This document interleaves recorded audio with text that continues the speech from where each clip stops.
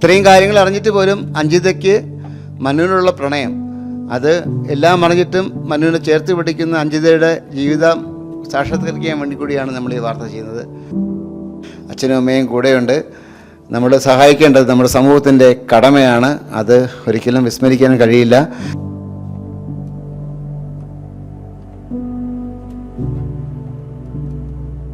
നമസ്കാരം. ഇത് ആറ്റിങ്ങൽ എന്ന് പറഞ്ഞു കഴിഞ്ഞാൽ ആറ്റിങ്ങൽ ലൗഡിയൽ സ്കൂളിൻ്റെ അടുത്താണ്. അത് ആലങ്കോട് മണമ്പൂർ ലൗഡിയൽ സ്കൂൾ അല്ലേ. മനുവിൻ്റെ വീട്ടിലാണ് നിൽക്കുന്നത്. മനുവിൻ്റെ അവസ്ഥ, മനു കള്ളു കുടിക്കില്ല, സെറ്റ് വിളിക്കില്ല, എന്താ പറയുക, യാതൊരുവിധ ദുശീലങ്ങളില്ലാത്ത 30 വയസ്സ് ചെറുപ്പക്കാരനാണ്.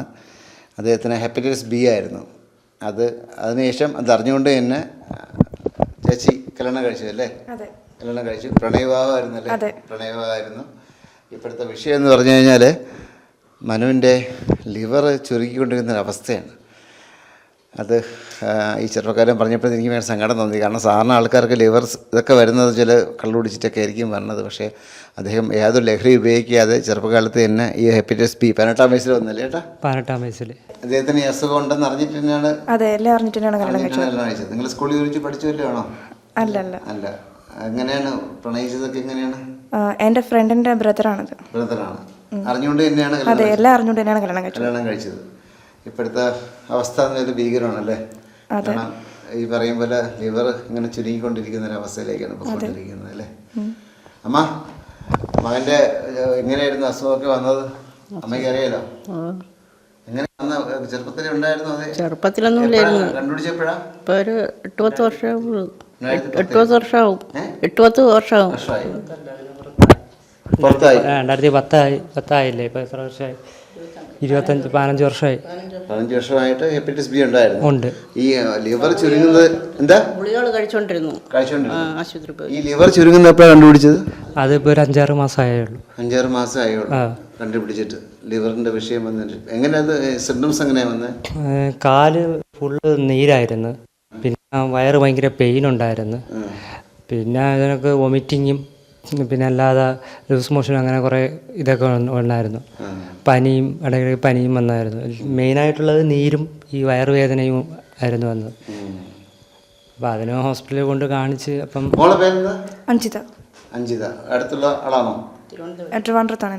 എങ്ങനെയാണ് ഇയാളെ കണ്ട്? മനുവിനെ കണ്ട എങ്ങനെയാണ്? ആക്ച്വലി എൻ്റെ ഫ്രണ്ടിൻ്റെ മാരേജിന് കണ്ടു.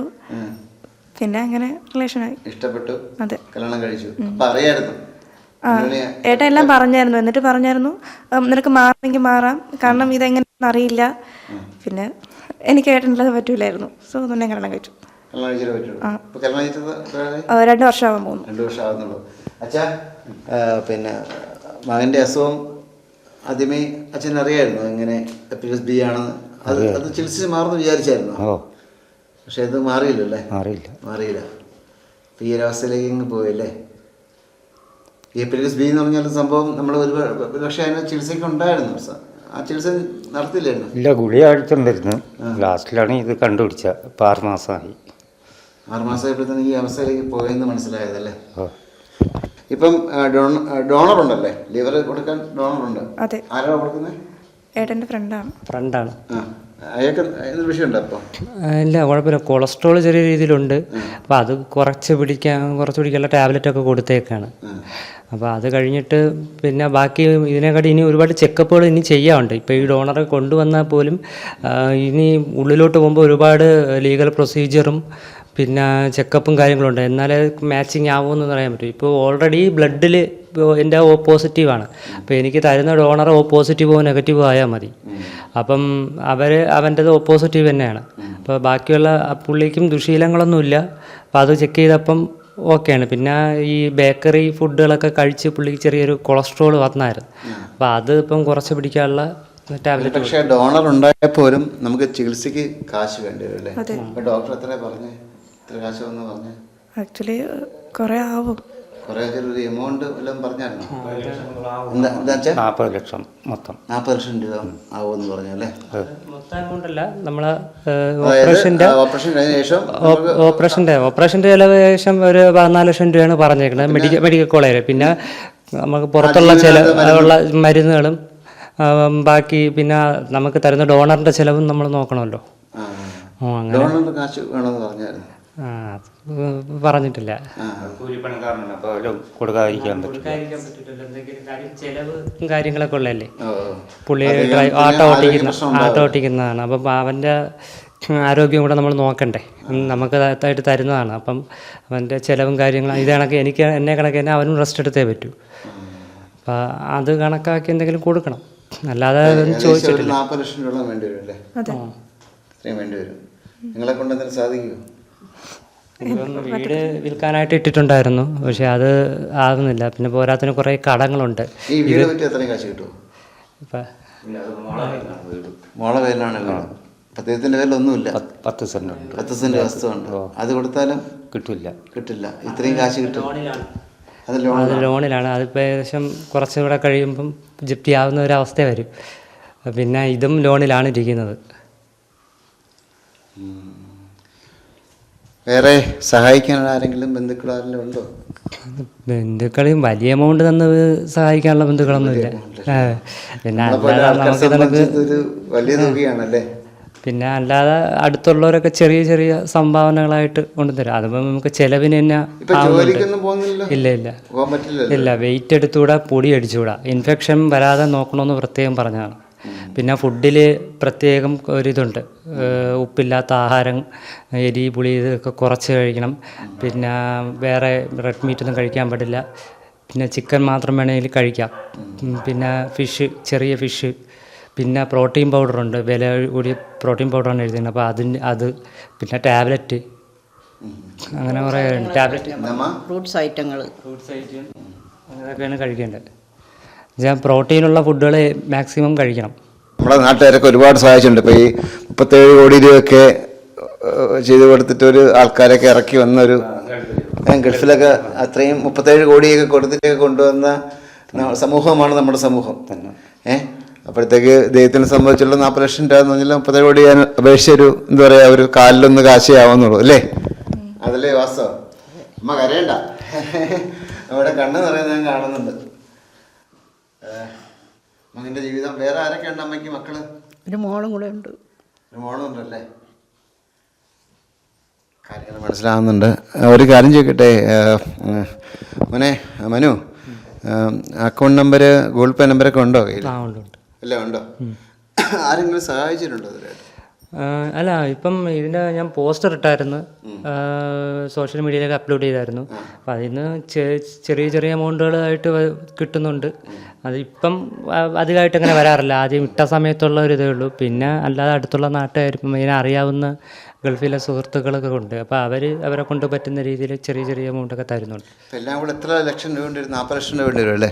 40 ലക്ഷം രൂപ വേണ്ടി അല്ലേ? ശരി, ഇതൊരു എന്താ പറയുക, ഞാൻ അഞ്ജിതയുടെ കാര്യമാണ് നോക്കുന്നത്. കാരണം അഞ്ജിത എല്ലാം അറിഞ്ഞിട്ട് ഈ ഒരു മനു എന്ന ചെറുപ്പക്കാരനെ ചേർത്ത് പിടിക്കാൻ കാണിച്ച ഒരു ധൈര്യം, അത് ഒരു വലിയ പ്രണയമാണ്. ആ പ്രണയം സാക്ഷാത്കരിക്കണമെങ്കിൽ നമ്മുടെ പ്രേക്ഷകരുടെയൊക്കെ ഒരു എന്താ പറയുക സഹായം വേണ്ടി വരുമെന്നാണ് എനിക്ക് തോന്നുന്നത്. കാരണം ഇവരെ സംബന്ധിച്ച് ഈ ഒരു 10 സെൻറ്റ് വസ്തു മാത്രമേ ഇദ്ദേഹത്തിനുള്ളൂ. ആ വസ്തു ഇപ്പോൾ പണയത്തിലാണ്, ജപ്തിയിലാണെന്നാണ് അറിയുന്നത്. ശരിയല്ലേ? ജപ്തി ഇനി അധികം കുറച്ച് മുടക്കാകുമ്പോൾ ജപ്തിയിലാവും. അത് എന്ന് വെച്ചാൽ ഇപ്പം ഒരു ഓൾറെഡി കുറേ മുടങ്ങിയായിരുന്നു, അടയ്ക്കാൻ പറ്റാത്ത അവസ്ഥ വന്നതാണ്. പിന്നെ ഇതും അതാണൊക്കെ തന്നെയാണ്. ഇപ്പം നമുക്ക് കിട്ടിയാൽ പോലും ആ പൈസ നമുക്ക് കടം തീർക്കാൻ മാത്രമായിട്ടേ കാണുള്ളൂ. സാധാരണ ഒരു കല്യാണമൊക്കെ കഴിച്ചു കഴിഞ്ഞാൽ വർത്തമാനത്തിനെയും വിഷയമുണ്ടെങ്കിൽ ഭാര്യ കളഞ്ഞിട്ട് പോകുന്ന പതിവാണ്. ഒരു ചെറിയ താരം പോലും ഉണ്ടെങ്കിൽ പോലും ഭാര്യ കളഞ്ഞിട്ട് പോകുന്ന അവസ്ഥയൊക്കെ നമ്മുടെ സമൂഹത്തിലുണ്ട്. അങ്ങനെയുള്ള സമൂഹത്തിലാണ് അഞ്ജിത എന്നുള്ള ചെറുപ്പക്കാരി ഈ ഒരു 30 വയസ്സുള്ള മനു എന്ന ചെറുപ്പക്കാരനെ ചേർത്ത് പിടിക്കുന്നത്. അച്ഛനും അമ്മയും കൂടെയുണ്ട്. നമ്മൾ സഹായിക്കേണ്ടത് നമ്മുടെ സമൂഹത്തിൻ്റെ കടമയാണ്. അത് ഒരിക്കലും വിസ്മരിക്കാനും കഴിയില്ല. എന്തായാലും നിങ്ങളുടെ ഒരു അക്കൗണ്ട് നമ്പരും കാര്യങ്ങളൊക്കെ നമ്മൾ കൊടുക്കാം. കോൺടാക്ട് നമ്പർ എന്ന് പറയൂ. 9746670211. ഇത് തന്നെയാണോ Google Pay number? Google Pay number ഇതുണ്ട്. ഇത് തന്നെയാണ്. അപ്പം ഞങ്ങൾ എന്തെങ്കിലും കൊടുക്കട്ടെ, ഇത് വാർത്തയിൽ കൊടുക്കട്ടെ. വേറൊരു നിവൃത്തിയുമില്ല. ഈ പറയുന്നത് നമ്മുടെയൊക്കെ 37 കോടിയൊക്കെ ചെയ്യാൻ സഹായിച്ച ഒരുപാട് ആൾക്കാരൊക്കെ ഉണ്ട്. അതൊക്കെ നമ്മൾ കൊടുത്ത ആൾക്കാരുണ്ട്. അതിലുപരിയായിട്ട് അഞ്ജിത എന്ന ചെറുപ്പക്കാരി ഈ പറഞ്ഞ 30 വയസ്സുകാരനെ ചേർത്ത് പിടിച്ചൊരു മനസ്സും കൂടിയുണ്ട്. ആ മനസ്സിനെ സംരക്ഷിക്കേണ്ടത് നമ്മുടെ എല്ലാ ആവശ്യകതയാണ്. കാരണം ഭർത്താക്കന്മാരെ കളഞ്ഞിട്ട് പോകുന്ന ഒരുപാട് പിന്നെ വനിതകൾക്ക് മുമ്പിൽ ഒരു വലിയ ഉദാഹരണമാവുകയാണ്, അല്ലെങ്കിൽ വലിയൊരു മാതൃകയാകുകയാണ്. അഞ്ജിത എന്ന വ്യക്തി ഒരു മാതൃകയാകുകയാണ്. ഒരു പക്ഷേ അവർക്കൊന്നും ഇത് ചെയ്യാൻ താല്പര്യം ഉണ്ടാവില്ല, പക്ഷേ സ്വന്തം ഭർത്താവിൻ്റെ ജീവൻ ചേർത്ത് പിടിക്കാൻ വേണ്ടി അവർ കൂടെ നിൽക്കുകയാണ്, ഭർത്താവിൻ്റെ കൂടെ നിൽക്കുകയാണ്. ഇദ്ദേഹത്തിൻ്റെ എല്ലാ കാര്യങ്ങളും അറിഞ്ഞിട്ട് പോലും അഞ്ജിത കൂടെ നിൽക്കുകയാണ്. എങ്ങനെയാണ് മനുവിൻ്റെ ഇത്രയും കാര്യം അറിഞ്ഞിട്ട് കൂടെ നിൽക്കാൻ ഒരു പ്രേരണ ഉണ്ടായത്? ഏട്ടൻ നല്ല ആളായതുകൊണ്ട്, നല്ല മനസ്സിനോടമയാണ്, അതുകൊണ്ട് തന്നെയാണ്. ഞാൻ അറിഞ്ഞപ്പോഴത്തേക്ക് ഞാൻ ചോദിച്ചപ്പോഴത്തേക്ക് ആദ്യം ചോദിച്ചത് ലിവർ പോയെന്ന് അറിഞ്ഞ സമയത്ത് ഞാൻ ആദ്യം ചോദിച്ചത് അമ്മ വാ അമ്മ കരയാണ്ടിരിക്കേ, അമ്മ വാ കൂടേക്ക്. ഞാനിത് അറിഞ്ഞപ്പോൾ ആദ്യം ചോദിച്ചത് ലിവർ പോയെങ്കിൽ അദ്ദേഹം മദ്യപിക്കുമോ അല്ലെങ്കിൽ എന്തെങ്കിലും ഇതൊക്കെ ഉണ്ടാവുമെന്ന് ഞാൻ ആദ്യം ചോദിച്ചപ്പോഴത്തേക്ക് എൻ്റെ കൂട്ടുകാരൊക്കെ പറഞ്ഞതല്ല, ഒരു വിഷയമല്ല, പുള്ളി ജീവിതത്തിൽ ഇതുവരെ മദ്യപിച്ചിട്ടില്ല, ഇതുവരെ സെറ്റ് വിളിച്ചിട്ടില്ല, ഇതുവരെ ഒന്നും ലഹരി ഉപയോഗിക്കാത്തൊരു മനുഷ്യനാണ് ഈ അവസ്ഥ വന്നത്. അത് കേട്ടപ്പോൾ എനിക്ക് സങ്കടം തന്നെ ഓടി വന്നത്. പിന്നെ ഈ കുട്ടിയുടെ അഞ്ജിതയുടെ ഒരു കാര്യം കൂടി ഞാൻ ആലോചിച്ചു. ഇത്രയും കാര്യങ്ങൾ അറിഞ്ഞിട്ട് പോലും അഞ്ജിതയ്ക്ക് മനുവിനുള്ള പ്രണയം, അത് എല്ലാം അറിഞ്ഞിട്ടും മനുവിനെ ചേർത്ത് പിടിക്കുന്ന അഞ്ജിതയുടെ ജീവിതം സാക്ഷാത്കരിക്കാൻ വേണ്ടി കൂടിയാണ് നമ്മൾ ഈ വാർത്ത ചെയ്യുന്നത്. അതൊരു വലിയ കാര്യം തന്നെയാണ്. ഒരുപാട് ഭാര്യമാരൊക്കെ ഭർത്താക്കന്മാരെ ഉപേക്ഷിച്ച് പോകുന്ന നിസ്സാരമായ കാര്യങ്ങളുണ്ടാണ്. പക്ഷേ ഇത്രയും കാര്യങ്ങളുണ്ടായിട്ട് പോലും മനുവിനെ പ്രണയിക്കുകയും മനുവിനെ ഇപ്പോഴും സംരക്ഷിക്കുകയും ചെയ്യുന്ന അഞ്ജിതയ്ക്ക് വേണ്ടി കൂടിയാണ് ഈ വാർത്ത ചെയ്യുന്നത്. അമ്മയ്ക്ക് വേണ്ടിയാണ് വാർത്ത ചെയ്യുന്നത്, അച്ഛന് വേണ്ടിയാണ് വാർത്ത ചെയ്യുന്നത്. ഇവരെ സംരക്ഷിക്കേണ്ടത് നമ്മുടെ പ്രേക്ഷകരുടെ ഉത്തരവാദിത്തം കൂടിയാണെന്ന് വിശ്വസിക്കുന്നു. അറിയാലോ, നമ്മൾ ഒരുപാട് പേര് ഈ പറയുന്ന ഗൾഫിലൊക്കെ ഉള്ള ആൾക്കാർക്ക് വേണ്ടി 37 കോടി രൂപയൊക്കെ സമാഹരിക്കാൻ പറ്റി നമ്മളെ പ്രേക്ഷകർ ഈയൊരു കുടുംബത്തെയും കൂടി ഹെൽപ്പ് ചെയ്യേണ്ട ഒരു ആവശ്യകതയുണ്ട്. ഞാൻ ചേർത്ത് പിടിക്കുകയാണ്, മനുവിനെയും അഞ്ജിതയും ചേർത്ത് പിടിക്കുകയാണ്. ഇവരുടെ അക്കൗണ്ട് നമ്പരും ബാക്കി ഗൂഗിൾ പേ നമ്പരൊക്കെ ഞാൻ എന്തെങ്കിലും ആഡ് ചെയ്യാനുണ്ട്. സംരക്ഷിക്കുക, സഹായിക്കുക. പ്രിയപ്പെട്ട പ്രേക്ഷകർ, ഞാൻ താണു വീണ് അപേക്ഷിക്കുകയാണ്, പറ്റുമെങ്കിൽ സഹായിക്കുക. സ്പേസിനുണ്ട് ക്യാമറമാൻ അരുൺ സാറിനൊപ്പം ശ്രീത് മാരാർ സൈനിങ് ഓഫ്.